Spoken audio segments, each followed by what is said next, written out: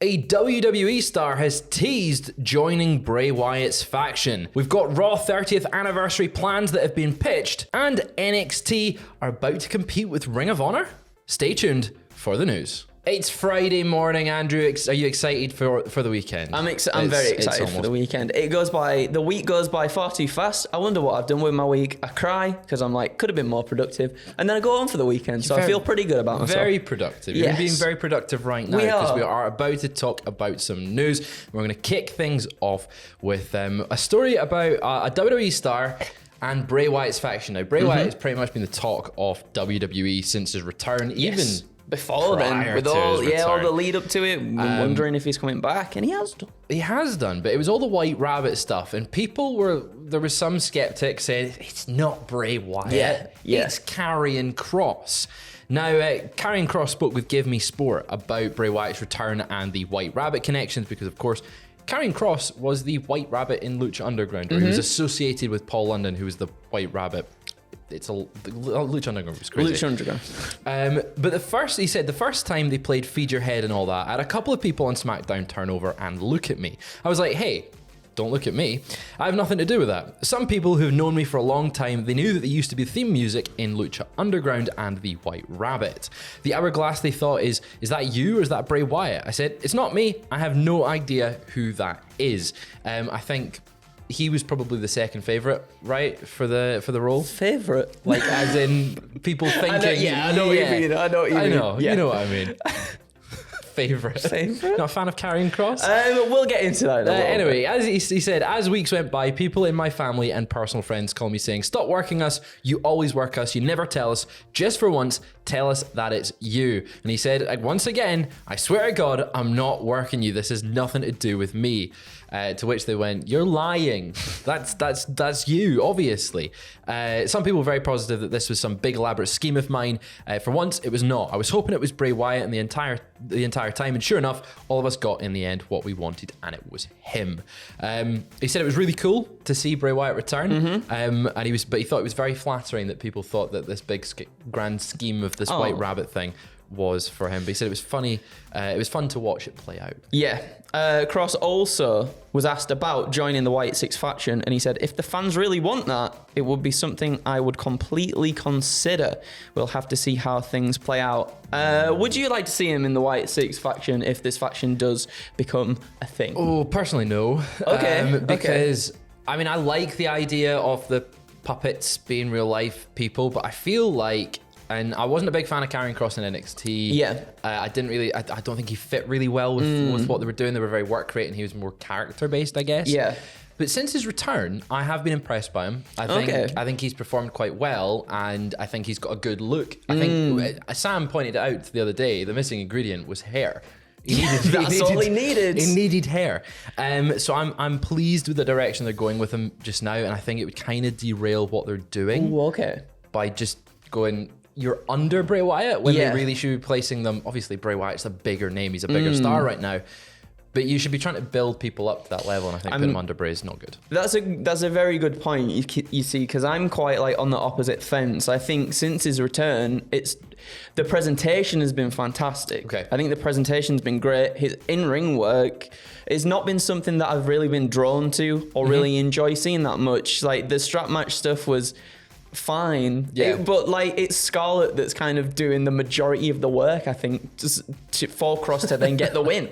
So it feels a little bit weird to me. So perhaps to see him within a Wyatt Six faction and draw something a little more out of him, presentation wise, I think that could be great for him, because as I just said, his presentation is already, I think, quite phenomenal. So if we can get a little bit more out of him, I'd like to see that. But at the moment, it's not drawing me in personally.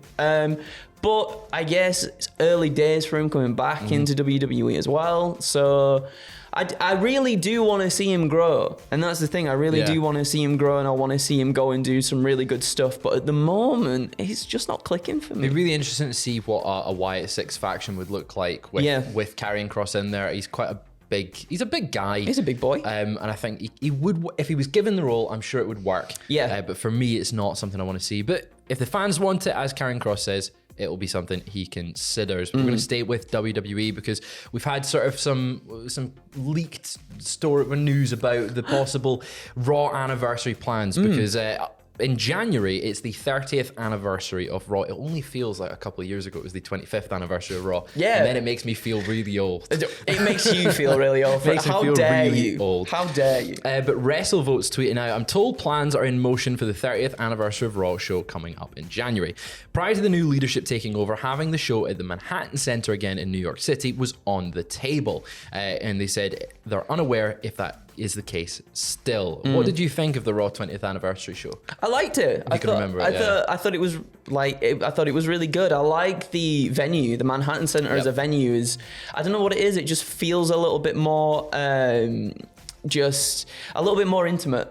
And Yes, I like it does, that. yeah. I like that a lot about it. Who can forget just like the ICO The Pro ICO Pro stuff banners. all over there? And I think for a 30th anniversary, I think for it to take place in the Manhattan Center, I think it just makes sense. Because last time they split it between that and the Barclays Center, Yes. I believe was the other venue, which I think that was the aspect of the show that didn't work, having it split across two places, because if you're in the Manhattan Center, you're just watching something on a very small screen. Yeah. And then if you're in the Barclays Center, you're watching something on a larger screen to watch something across the city.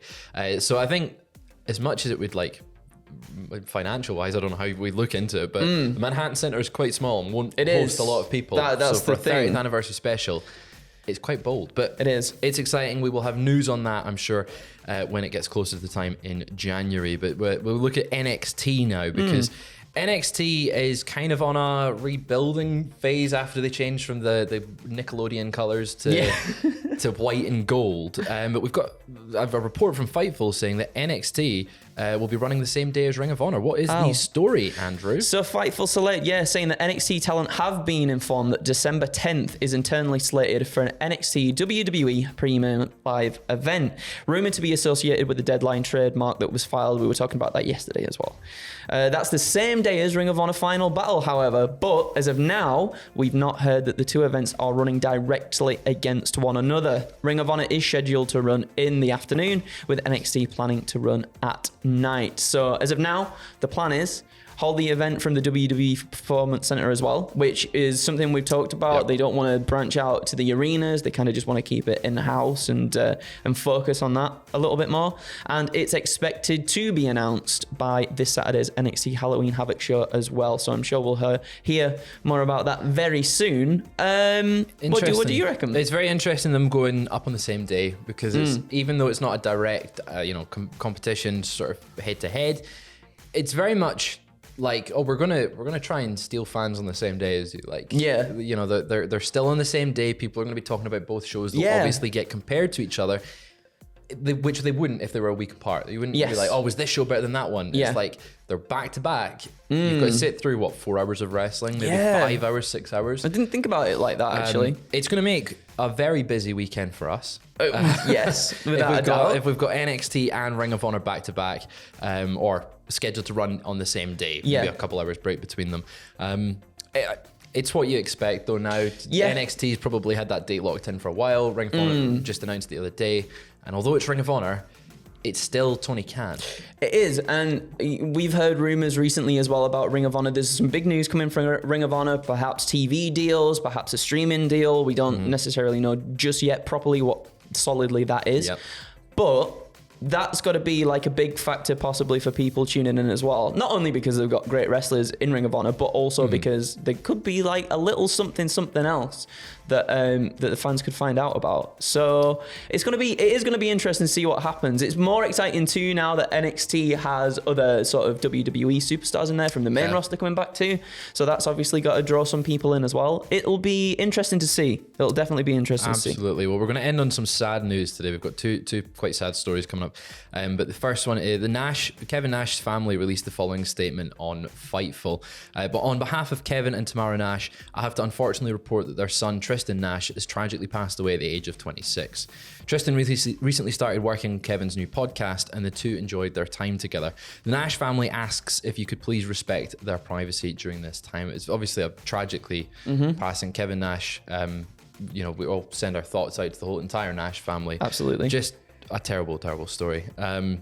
And finally, similar news, AEW's lead video engineer, Brian Muster, suddenly passed away. And a GoFundMe page has been set up to support his fiance and 2 young children. From the GoFundMe, it's written by friend and colleague Greg Werner. Brian worked on many shows over the last 3 years. He was an integral part of creating the look of AEW wrestling by working as their lead video engineer since its very first show. He would always make you smile with his personality. Smile, joy of life. It's very, again, 2 very tragic stories. Yeah. There's so many wrestlers are flooding the GoFundMe with support, which is always nice to see. Especially, it shows that, you know, wrestling at the end of the day is a big family. It is. And people will support each other. But yeah, very, very sad news. Absolutely. And we send obviously nothing but our thoughts and our love to both Kevin Nash's family and also to the family of Brian Muster. Well, thank you for joining us this morning. We will be back this afternoon, I'm sure, with more news. It's a Wrestling Observer News Day, so there's going to be a lot of news. So we'll see you back here soon, and we will see you back here soon.